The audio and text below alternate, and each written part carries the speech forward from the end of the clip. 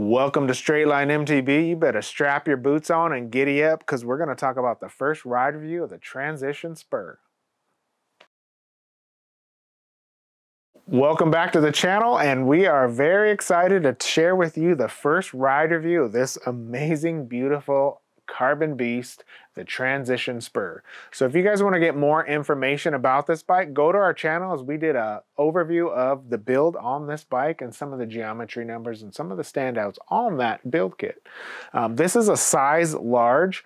Ready to ride, this bike is 28.3 pounds. And again, like we said in our overview video, that is with some heavier wheels. And we did change a few things after our first ride. I have not ridden them yet, but like we said, I would share those with you.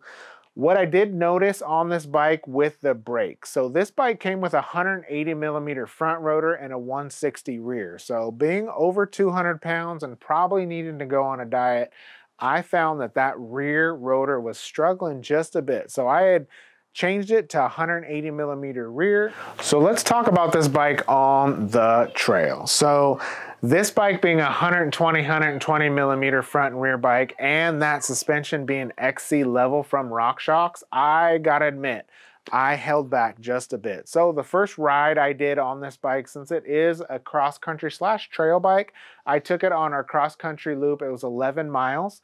And then the following day, I went and took it through our gambit of downhill trails and see what it could do and how much more I had to hold back.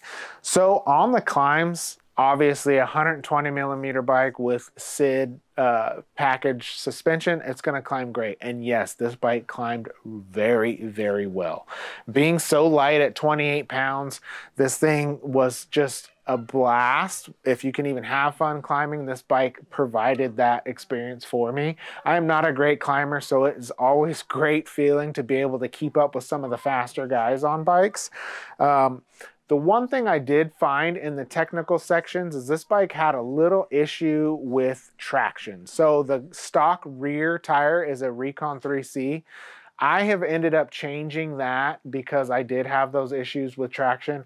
I took the dissector that was up front and I moved it to the rear. And then now I bought a Kenda Hellcat Pro ATC, so that's their trail casing. I put it up front.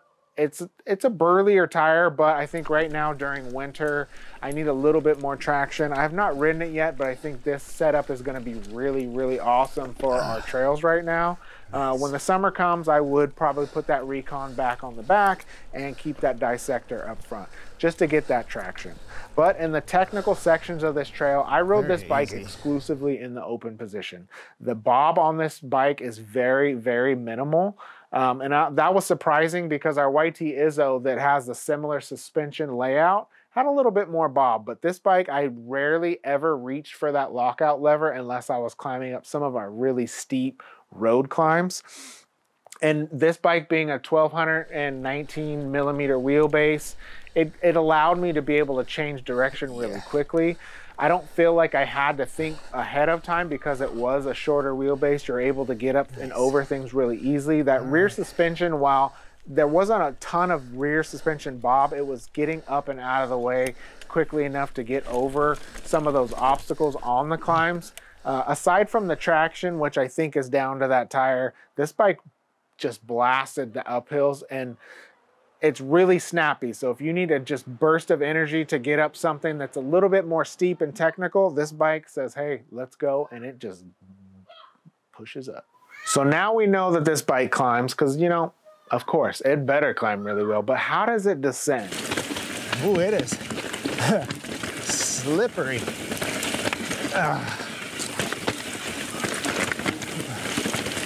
Which is not fun with a Recon on the back, I know that. Gonna tiptoe down.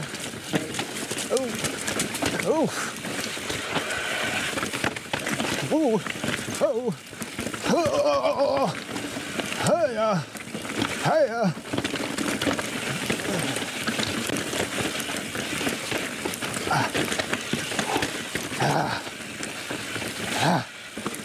Oh, holy moly.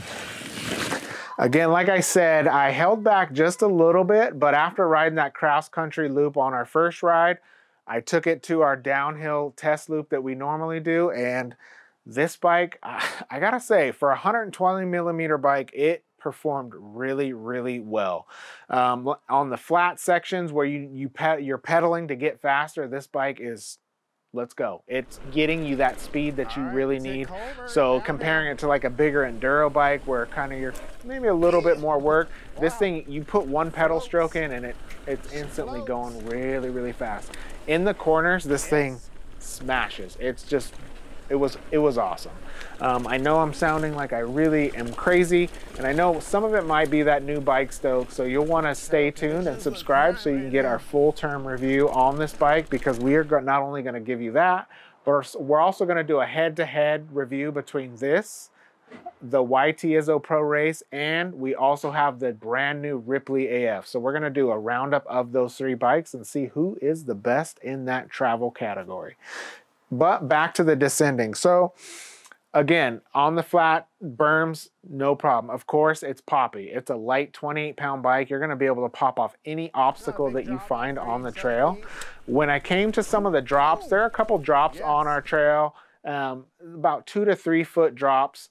I was finding the bottom of the rear suspension on those drops, but it was not something that was bringing away from the bike. You did feel it, but it wasn't a harsh bottom out, but you definitely feel that, hey, I'm on a 120 millimeter rear bike, so I wouldn't be sending it off huge gaps or hucks to flat. And then going into those steep sections, it just felt like in the cockpit on this bike, as well as in the climbing, you have a lot of space. So that 480 millimeter reach number feels really good whether you're seated or out of the saddle. So our Transition Sentinel that we're riding has the same SBG geometry. I felt like on the Spur, for a short first ride review, is that I was more comfortable than I was on the Transition Sentinel, where the Sentinel I felt like I had to get more used to it. This thing felt great right away. It has that confidence. The wheelbase feels longer than it really is because it gave me that confidence. But again, you're getting that speed in those sections. It'll hit those corners tight and fast, but you're going really fast and you get into some of that gnarly stuff and it might knock you off your line just a little bit. So you want to have a more active riding style than maybe you normally would with like an enduro bike, where you're just going to go sheets to the wind and go smash some laps. So, and then in our Black Diamond chunky trail, I took this bike in, and that's where, again, you'll find, hey, I'm on a 120 millimeter bike, and you'll want that more active riding style. You're gonna have to pick your lines a little bit better, or maybe more than just a little bit better, because it doesn't have those reserves in the travel to save you. Totally doable, and I understand that I've seen guys hit hardtails harder than I do on an enduro bike. So it really is the rider dependent, but this bike can handle it, but you just have to dial it back just a little bit, but it makes it a lot of fun. Thank you for joining us as we talk about our first ride review on this beautiful Transition Spur. Do not forget to subscribe to our channel, because we're gonna bring you an amazing full-term review of this bike, and something I know you're not gonna wanna miss is the Transition Spur versus the YT Izzo versus the Ibis Ripley AF. We're gonna pit those bikes against each other on the climbs as well as the descents and tell you which one is the best in the business. So please don't forget to join us for that. And join us on TikTok and Instagram at straightline_MTB so you can see some of our silly videos, as well as check out what we're doing on a daily basis as we give you little sneak peeks and other things that we're doing. And straightlinemtb.com. Again, thank you guys for your support. We cannot do this without you. Again, and we will see you on the next review.